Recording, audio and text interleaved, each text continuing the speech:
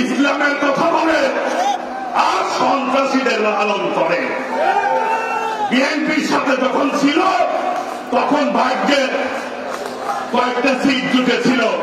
৯৬ সালে এই পতিত স্বৈরাচার ফ্যাসিবাদের সাথে আন্দোলন করে নির্বাচন করেছিল, ভাগ্যে ৩ সিট ছিল।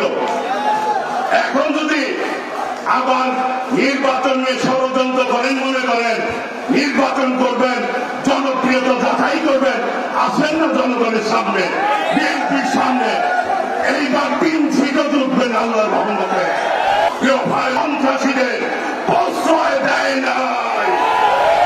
আজকে বলতে চাই, আগামী দিনে বিএনপি কোন সন্ত্রাসী চাঁদাবাজকে প্রশ্রয় দিবে না। এর প্রত্যেকটি বিচার আমরা করব আল্লাহ রহমতে। আজকে ষড়যন্ত্র হচ্ছে, নির্বাচন নিয়ে ষড়যন্ত্র হচ্ছে। আজকে অনেকেই কথা, বাংলাদেশের মানুষ জাতীয় নির্বাচন চায়, তাদের পছন্দ মতো সরকার গঠন করতে চায়।